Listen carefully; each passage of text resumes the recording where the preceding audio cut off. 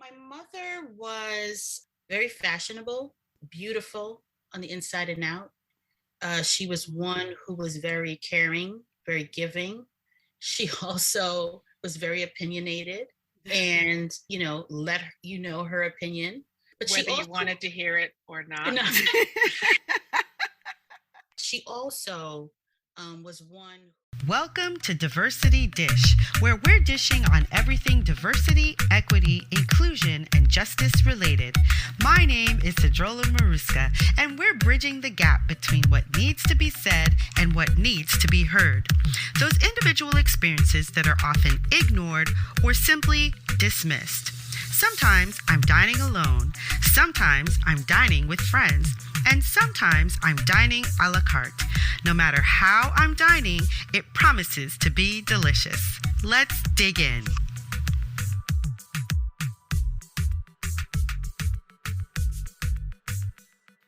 Jean-Michel Basquiat was born in Brooklyn on December 22, 1960, to Gerard and Mathilde Basquiat as one of three first-generation children of a Haitian immigrant and Puerto Rican mother, a legacy of strong, passionate, grounded pioneers, entrepreneurs, and creative people.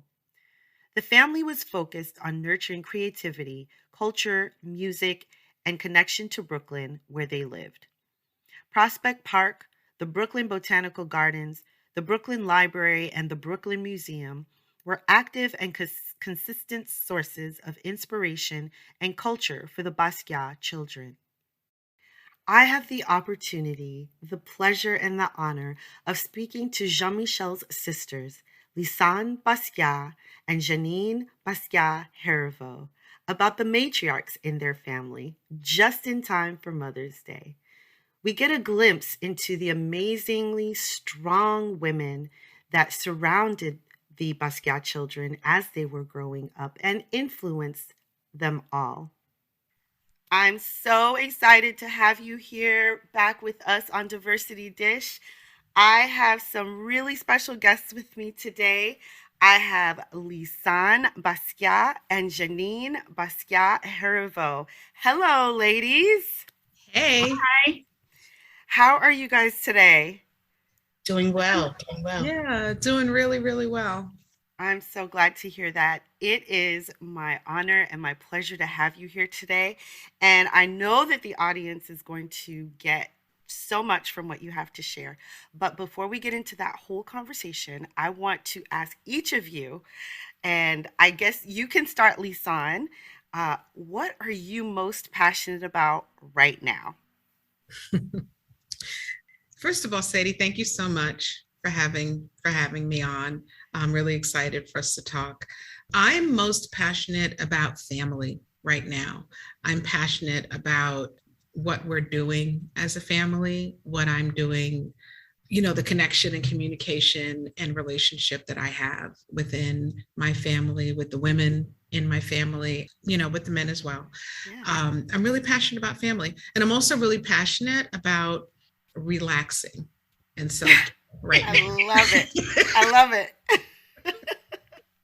Yes. Yeah. And what about you, Janine? Hi, Sadie. Thank you for Hi. having me.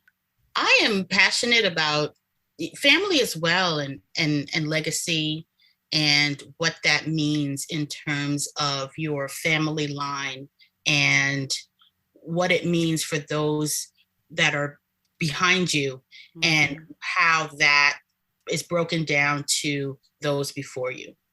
Oh, I love it. Yeah. I love it. Ladies after my own heart because I am also very passionate about family and I think that it's so important, especially in light of what's going on surrounding the Basquiat family right now. It is such an amazing tribute to family because right now the exhibit that is going on in Chelsea, New York, I know is the talk of the town because it is you two brought to fruition this vision of showing your brother as a human, a full fledged 360 degrees human. And I think that that is something that not a lot of people have had an opportunity to do, and I love that you've done it. But let's go back a little bit. Like, as we're talking about family and we're talking about the women in family, as Lisane mentioned, let's go back a little bit. I would love for you guys to talk about where you came from, the families that you came from. When we're talking about, I know that we talk a lot about Jean-Michel and his lineage in from Puerto Rico, as well as his lineage from Haiti. But I want you to talk to me about your matriarchs, the grandmas. Let's start with the grandmas. Who wants to go first? I'll go first. I'll Okay. take the Haitian side. I knew Um, you would. I was like, I don't want to sit here and like project plan our conversation, but I was literally going to be like, Jeanine, why don't you do grandmère and not Abuelita? Go ahead. so our grandmother, our paternal grandmother, Gerard Basquiat's mother, Mhm. her name was Celestine Augustin.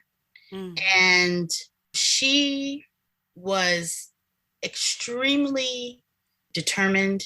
She was a business owner in Port-au-Prince, and she raised a stepson as well as 3 of her own children, so 4 children. And in doing that, she was a business owner. She was also very active in her community and was very current in terms of wanting to be active for the people in Haiti and uplifting them. And as a result of that, it came at a price because the reign of Duvalier, the Tonton Macoutes at that time, came in and took a lot of her wealth away from her. And so she was one who started out as a pioneer on that side of our family and kind of got my father involved in the business. And he felt like it was important for him to leave Haiti, come to America, and become a successful businessman. So it sort of paved the way for my father coming to this country. And then also, as a result, supporting his siblings and his mom getting into the country. Unfortunately, his father passed away in Haiti, and his brother was killed in Haiti. So they never made it here, but the rest did. And that is the kind of pioneer movement that was started as a result of grandma. Nice. Wow. That's so impressive because I know that it's not easy coming to a new country, especially when you don't know the language and having to start over because she was a business owner in Haiti and doing these amazing things, raising children, business owner, just moving and shaking, and then having to come here and start over. So let's hear about the abuelita side. Hey, thanks for listening. My name is Sedruola Maruska, and I help entrepreneurs and small businesses go from mediocre to magnificent by transforming their cultures to be more equitable and inclusive. To find out how we can work together, go to diversitydish.com, where you'll find my consulting, coaching, and speaker information. diversitydish.com. I look forward to working with you. So meanwhile, Meanwhile in Puerto Rico. Which is really the interesting thing about family legacy, right? It's all like stories interwoven. So our grandmother, Flora, was born in Puerto Rico, and she had, her mother owned a school that was financed by the United States. And of course, Puerto Rico is a territory of, was a territory of the United States. And so she owned a school.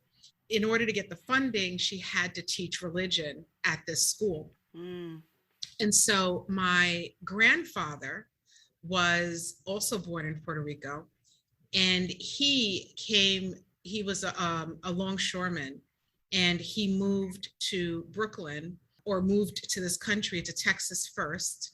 And while he was in Texas, he realized that it was, the racism was a little different, for him there. And so he made his way to the Northeast and wound up meeting my grandmother I think it was in Philadelphia. They met there. He knew her because he had met her in Puerto Rico, and they wound up meeting, falling in love, and starting a family with each other. Our grandmother, Flora Andredes, was a firecracker. She was very small in size and really mighty in power. And she wanted to buy a house. And my grandfather did not want to buy a house, or wasn't quite ready to buy a house. And so what she wound up doing was sewing. She was a seamstress. And so she sewed the uniforms of people who were in the service during the war. Oh, wow. And so she was a seamstress and did that as a way of earning and pulling the money together to be able to go ahead and buy a house for them. And she bought that house way back when the kids were very young. And that's the house that they owned until they both passed away. Wow. Where was the house? In Bushwick, Brooklyn. Oh, wow. Okay. Yeah. And she was very, my grandmother was, like I said, she was fiery. She was very opinionated. She was very social also. And she was very active in the church, had a lot of friends, and really created a home at the time that was really filled with like music and, people coming over and visiting. And our grandfather was part of a band with a group of men who would just go down in the basement and just kind of jam out. Wow. So is this something that you experienced firsthand? Were you able to meet and interact with your grandmother, your grandmothers? Because I've only was able to interact with one of my grandmothers, so I ask. Yeah, I absolutely was. We interacted with both of our grandmothers, and it was really interesting to see, the cultures are very similar, but also vastly different. Yeah, I think that's so amazing because it makes me think Jean-Michel was the eldest. So he got a chance to really interact with all of this artistry, all of this industry, all of this culture as he was growing up. So I think that that was fantastic. So do you think, in your minds, do you think that your grandmothers had an impact on the people that you have become now? Because you both are incredibly strong and incredibly innovative women. Like you both are doing amazing things in your lives. And so do you think that that is part of where that comes from? Jeanine? I would say without a doubt, as we mentioned before, both grandmothers were definitely ones who kind of did not sit back and take on the traditional role of what mothers were back then. They really made decisions on their own despite what their husbands thought. And decided that they were going to really take the bull by the horns and just do what it was that they were, meant to do. That worked its way through my dad, and my dad ultimately gave that same, work ethic to both Lisane and I, and as well, my mother also gave that to us as well. So it definitely made an impact on both of us, I would say. Yeah. I would, and yet it's interesting because sometimes women choose one or the other.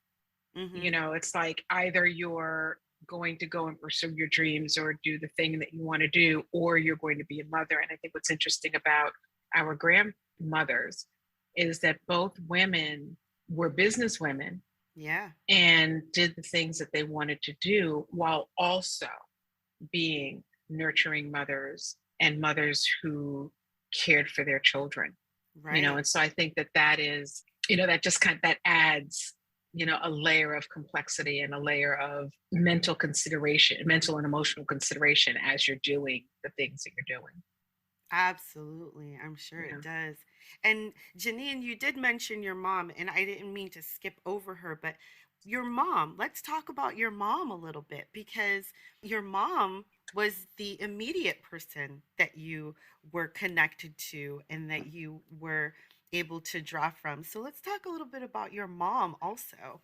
My mother was very fashionable, beautiful on the inside and out. She was one who was very caring, very giving. She also was very opinionated and, let you know her opinion. But she Whether you also, wanted to hear it or not. no, she also was one who, really thought about teachable moments.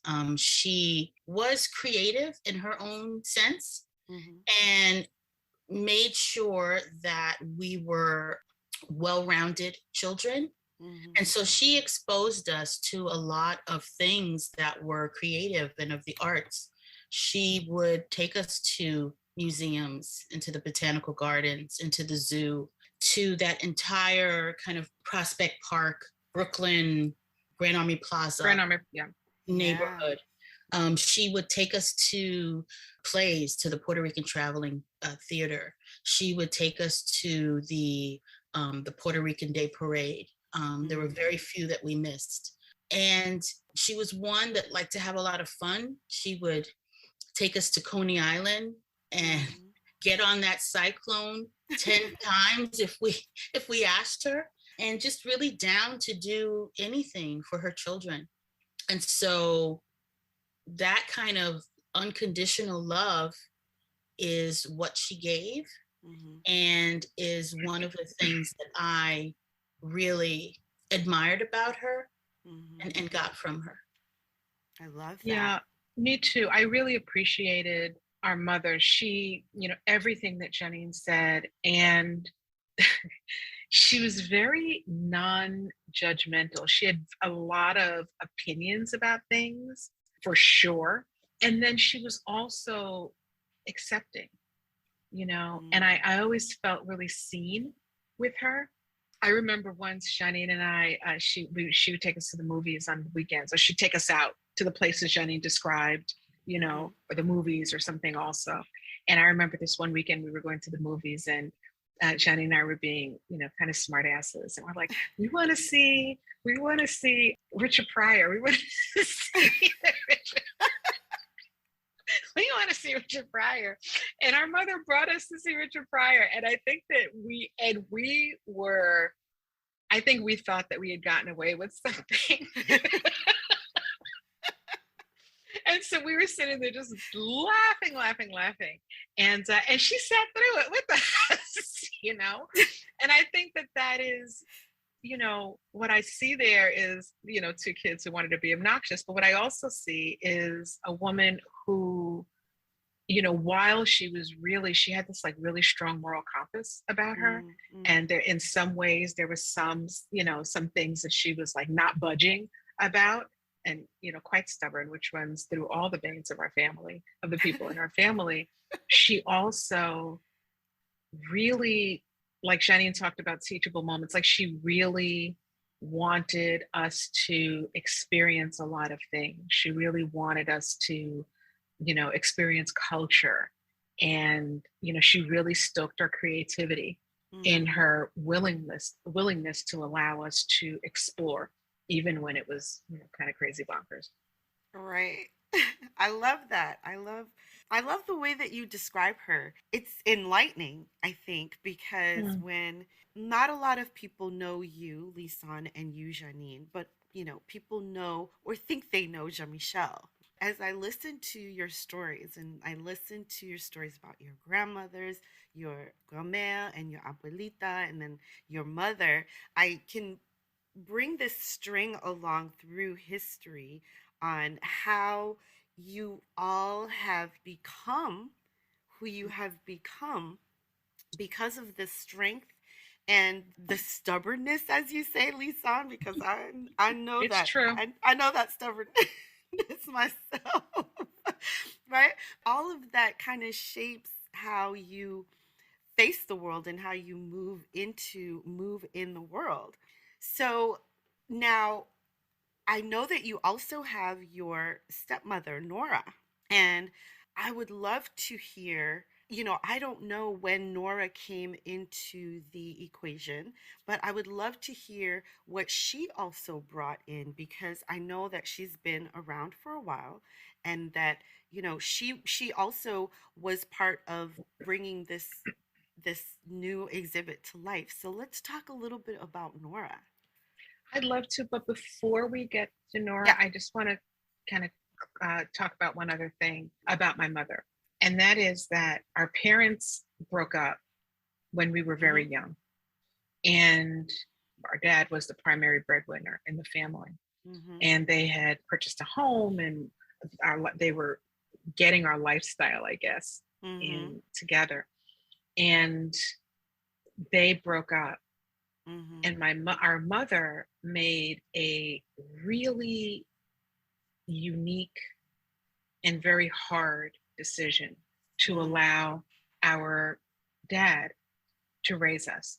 And I don't want to move out of our childhood without acknowledging that.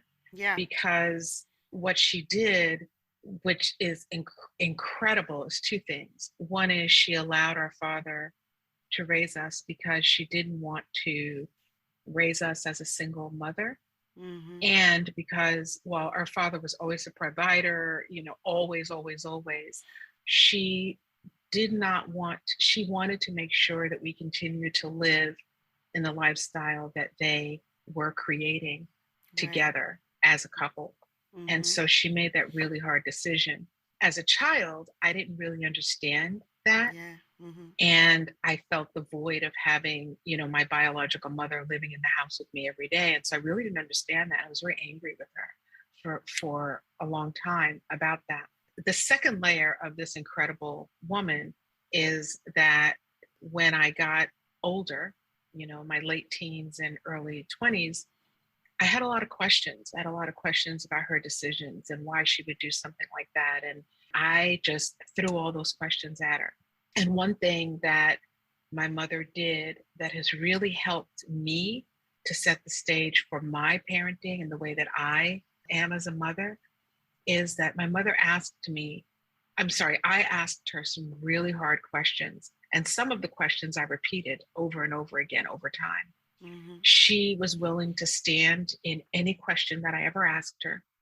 She was willing to hear me, and to allow me to ask the question. And she was willing to give me an honest answer, an authentic answer, even though some of the answers I wasn't buying. I didn't want to hear it. I was in my 20s. I'm like, I want to hear that, blah, blah, blah.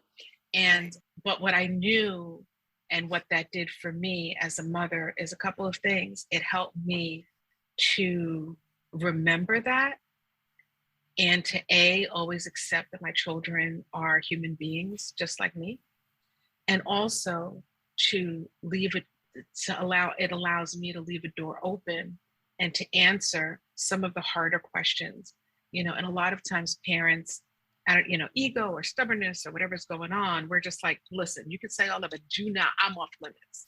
You don't get to ask me anything about me or question, what has happened. And I am really so grateful to my mother for being a woman of the kind of character and integrity and strength, that this woman was. Thank you. I love that you interjected that, because I did kind of skip over the fact that they broke up. I didn't know when they broke up. When we're at the age that we are, and there are people who break up and they say, oh, my kids don't want to talk to me, or my kids are not, they don't want to hear what I have to say. I think that it's important to remember that they're not where you are. They're at that stage where they're going to be angry. They're not where you are. That she gave you the opportunity to ask, and that now it impacts you in the way that it does is Absolutely. So important. That is so important. And it's important for people to remember, for all of us to remember, no matter what kind of relationship we're having with our kids or what they're not wanting to talk to us about and things like that, we have to still allow for that space. And that, I think, is a big is a big lesson learned there. So thank Yeah, you. that's why I brought it up, because I know a lot of parents are in that space. Yeah. And also how incredibly difficult that had to have been for her Yes. to For her. make a decision and do what is best, take her ego out and do what's best for us, as opposed to, you know, her wanting to hold on to us for, you know, for whatever reason. So Absolutely. Right. And she got a lot for it. I mean, this was, you know, getting down to our roots. You know, this is a Puerto Rican woman who wound up, you know, separated from her husband. And in that culture, I don't know how it is today, but I know in that culture, you know, there was a lot of blame for that, no matter what. And then to double that up with the fact that she was a woman who also, you know, had made this decision to allow their father, you know, so like, Yes. I mean, you know, to allow their father to raise them. She took a lot for that decision. She took a whole lot of judgment and a whole lot of, you know, criticism for that, but she did what she felt was right in her heart to do. And that's hard. Yeah. And her and our dad, you know, that was the one thing that they really did have. They took that role of parents and of co-parents really, really seriously. Yeah. Nice. I can imagine, because I have children, I can imagine the difficulty, how hard it must have been to say, okay, I have to do what's best for them. And just like Jeanine said, take out all the ego and just say, it's not about me. It's about them and their future. And then to decide to come to the realization that the best course is for them to be with their father, not with me. That is incredible. Yeah. So yeah. But you had a relationship with your mother still, even though the whole time. Yeah, right. So you didn't live with her, you lived with your dad, but you had a relationship with your mother. So she was always a presence there for you. Absolutely. Yeah. So then your father met Nora, and then she became your stepmom. So it's interesting, you know, we call her stepmom, and every time we do, she's like, I'm Nora, you know. She won't even let our kids call her grandma or anything. She's like, I'm Nora. Because she never wanted to take the place of our mother. You know, she was my dad's best friend until he passed away. And she was very good to us and did certain things for us, but she never tried to replace our mother, which, you know, we were extremely grateful for. Nora came in, I would say, when I was 9 years old. Yeah, I was 11. I was just shy of 12. I think it was like 1976, maybe. Oh, wow. And I know Nora has influenced me a lot. There are definitely things that have rubbed off on me that I didn't even know that I've done with my children. You know, Nora always gave us Easter baskets, you know, when we were young. And I did that with my girls. Not even really, it was something that just I did. And it wasn't until, you know, quite a few years later that it actually clicked to me why that was. You know, she always gave little things for Valentine's Day. She was definitely a gift giver. She loved giving gifts, things, you know, she loves giving gifts. But just growing up, as a child, growing up as a child, you know, Christmases were great with her. And she just really just wanted to be a great friend with us. And I think I got a lot of sort of creative, artsy things from her, needlepoint and, you know, things of that nature that we did together. So yeah, she's definitely been a great influence in my life for sure. I think the other thing too, which just kind of adds to some of the unique nature of our family, is that, you know, a lot of times when a man is a single parent, that man very often will go off and try to find a woman real quick who can, like, help take care of the kids, and our dad didn't do that, and so he was always very clear that, like, no, these are my children. That's not, what you have, that's not what my expectation is from you, because these children have a mother, and so what I've appreciated about that is that it allowed us all to have whatever relationship we were going to have, and to get whatever we were going to glean from those relationships, because it wasn't as tied to like traditional titles and things and the way people do things. It was just a more free-spirited way of connecting and loving the people that are around you. And I think it's actually in this moment that I'm actually looking back on it. Nora has always been, she's phenomenal. She's a person who, when she has your back, she has your back. She was an incredible friend and life partner to our dad, very supportive, very patient, very loving, all those great things.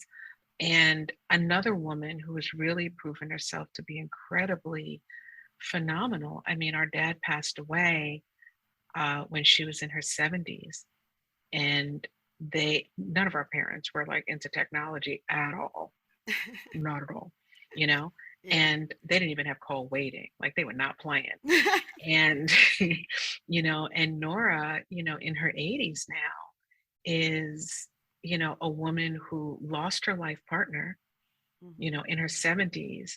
And she is on an iPad, she's using technology, she's sending emails, and she is living, and she's living, and also has an incredible, personal integrity, about doing what she feels is the right thing to do. And so I think the combination of those people in our lives has really helped.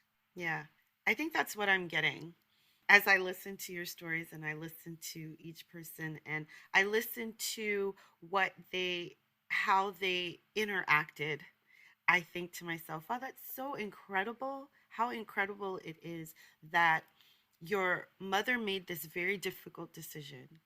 Your father met someone who was not trying to push out your mother to create any angst there. What she wanted to do was to find a way for everyone to kind of work together and to coexist.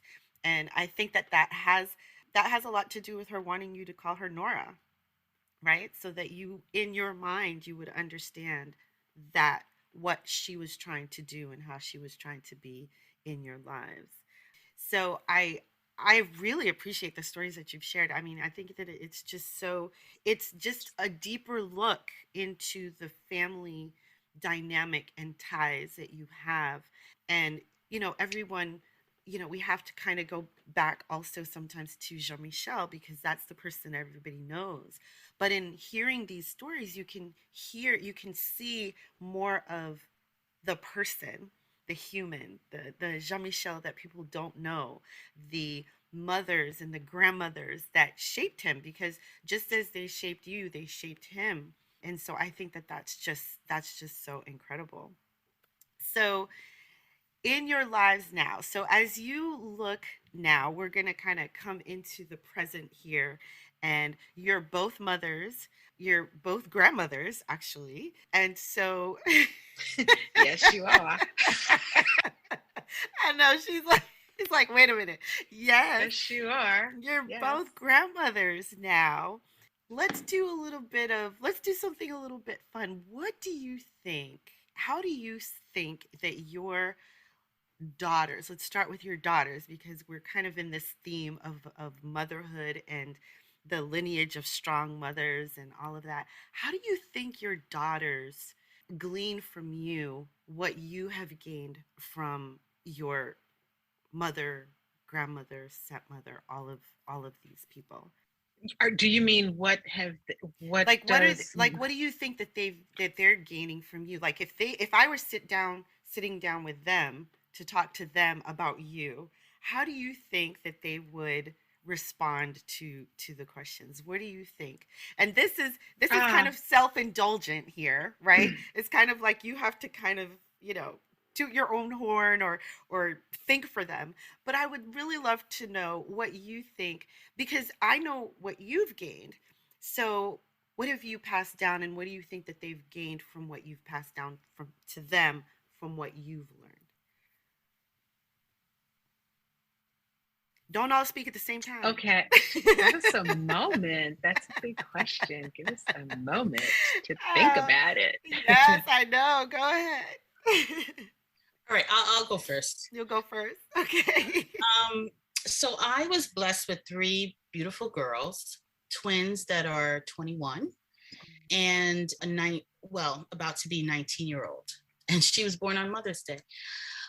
And I also have a stepson as well, and 2 beautiful grandchildren, and a daughter-in-law. Mm-hmm. So just in the dynamic of my 3 children, I have always tried to show them or teach them that they are queens and that they need to stand in that royalty. And also make sure that whoever they choose in life is supporting them and treating them as the queens that they are. They're incredibly strong. They're incredibly creative.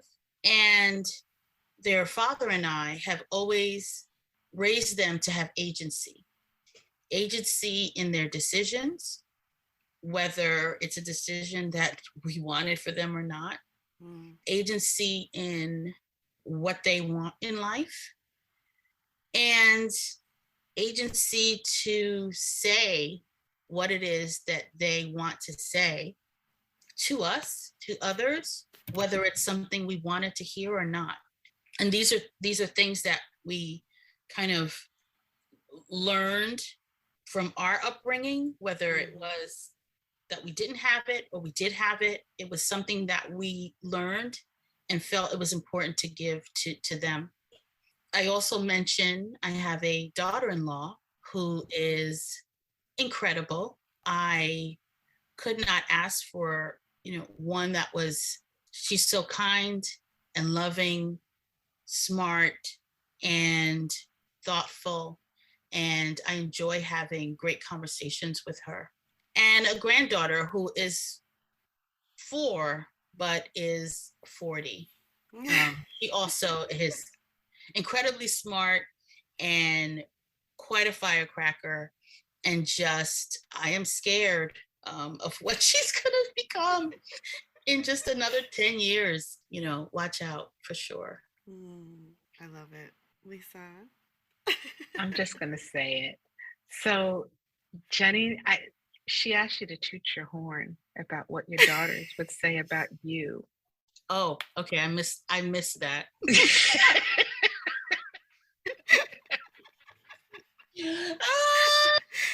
Leave it to your sister to call you out just a little bit. No, I'm calling her out. It's to her benefit. No. To her benefit. It's okay. And the reason I'm saying that is, and it's funny because the other thing about our family that's very interesting is there's a line of humility. Like we're really humble, right? Really, really humble about things.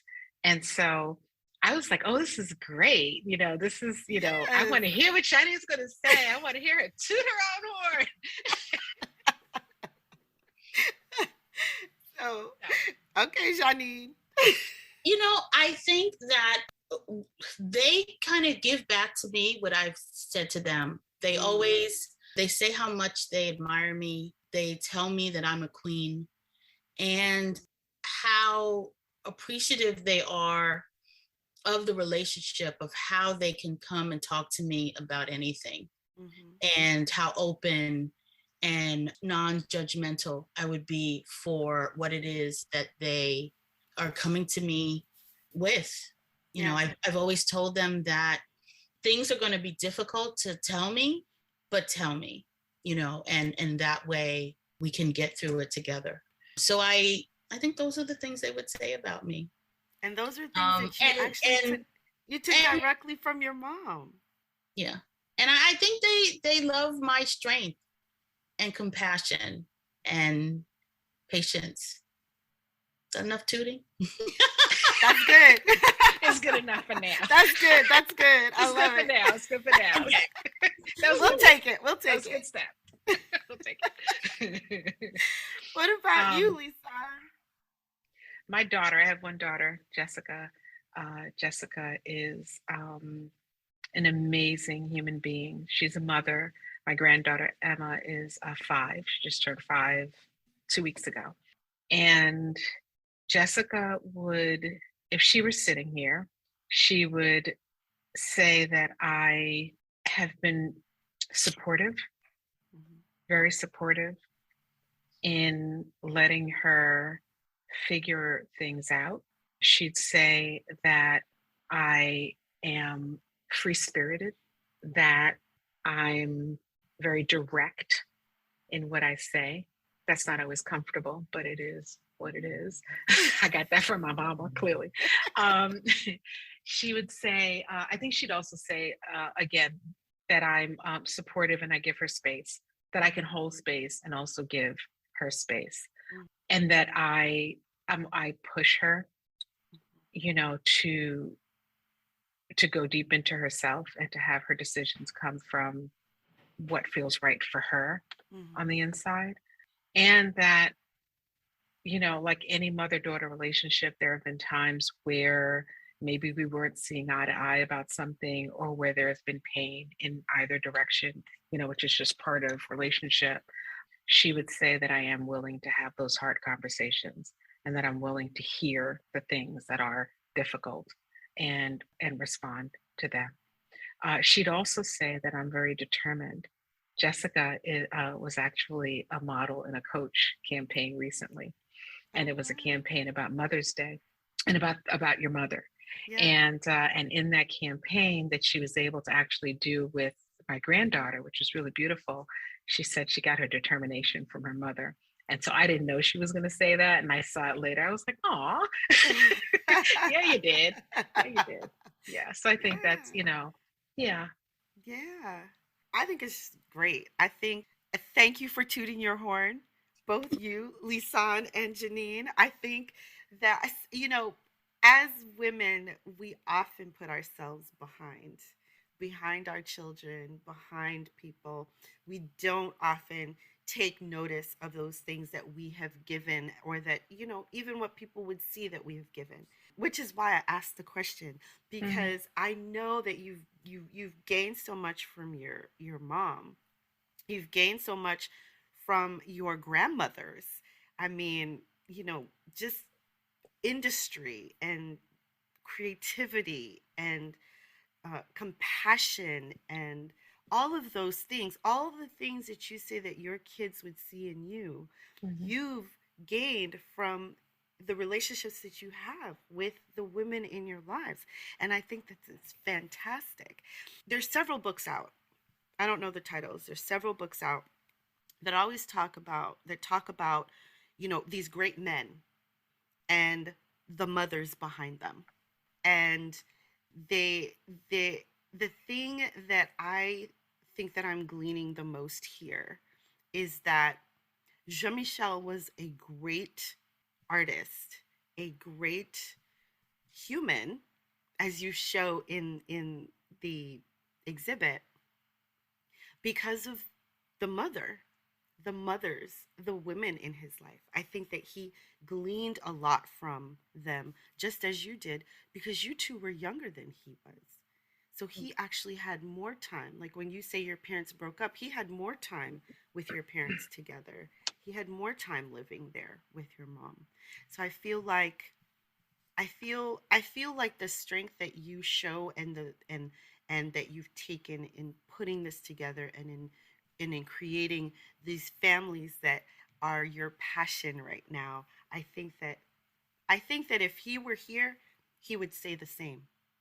There would be kind of the same feeling behind it.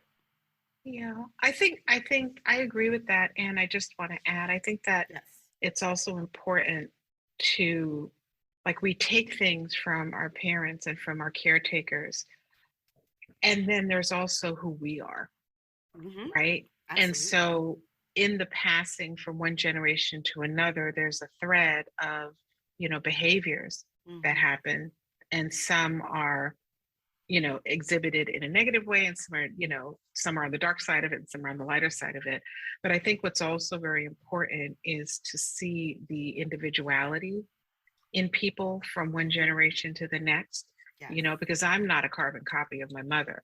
I'm neither, you know what I mean? Like, there's my mother, and there's my mother's influence in my life, and then there's me, right? There's me and my influence in my daughter's life, and then there's my daughter and who she is individually. And I just think that it's important, from my perspective, to allow room for human beings to be the human beings that they are. And I think that is also true, of Jean-Michel. There are absolutely influences or impact, that we've all had, the women in his family, on who he was and the way he thought. But then there was also Jean-Michel and who he was. And I think that's key to the emotional and the emotional health of a family and of the individuals within a family, is that they're allowed to be who they are. Yes, 100%. I agree with you, for sure. No, I think Lisane said that beautifully. I think so. There is, what you take, and, and how you learn from that, and kind of weave that into your life, and take what's good, what's bad, what you want to learn from past situations, and what you want to grow from that. Yeah, I think so. Yeah. I'm so grateful to you both for opening up so beautifully for me today. Thank you so much. And I know that we're coming short on time. So before I let you go, I want to ask two final questions. One is there anything more that you think that you would like to just share with the audience before we conclude? I would share, first of all, thank you. You made this a very comfortable and safe space to have a really, a conversation that digs a little deeper than we normally would. And so thank you for, holding and opening up that space. I really appreciate it. This felt good. I think the only thing is, there's Jean-Michel, the legend, right? That so many people, are enamored with. And, he just shared so much beauty with the world. And then there's the story about his sisters, Jeanine and myself, and what we've done and all that. And I think that I would love for people to bring that to their own families, like observe it, and that's great. And, and also, it would, bring some of that to your own, like take what resonates with your own families and take it there, honor the people that came before you, celebrate their lives, celebrate, what they've done and what they've contributed, and decide what you're going to do. Set your eyes on it, even if it's something that you don't know how to do or never did before. Jeanine and I are not curators. Right.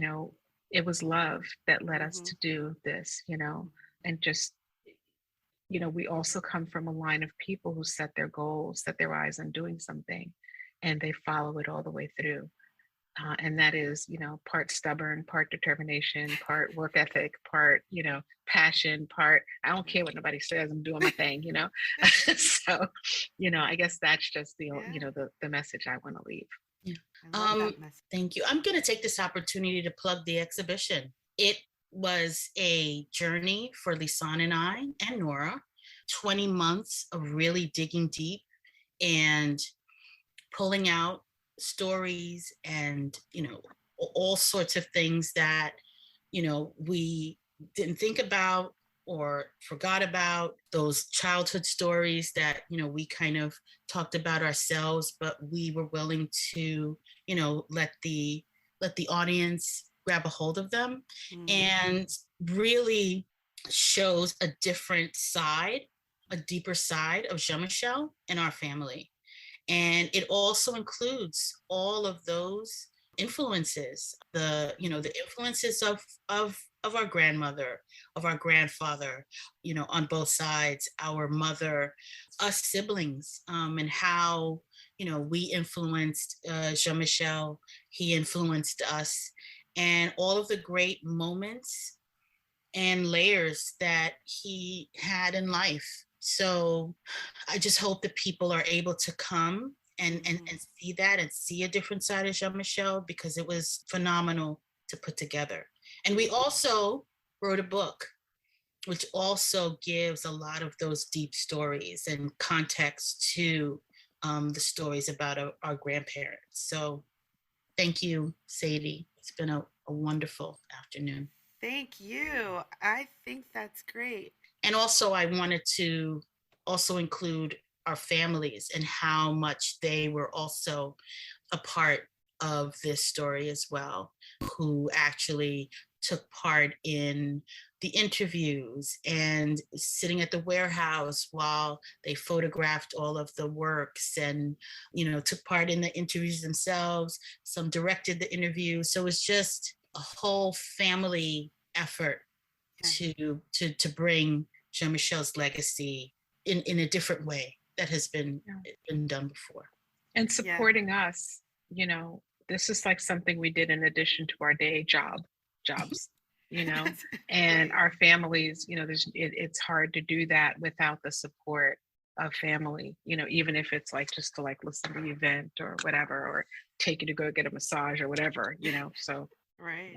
Yeah. Well, I'm glad that you did plug that. Thank you so much. That is, the exhibit is called Basquiat King Pleasure, and it is in Chelsea, at the Starrett Lehigh building, right? Mm-hmm. Starrett Lehigh building, and it's open every day right now. So go to King Pleasure, BasquiatKingPleasure.com. Correct? That's a mouthful. I know.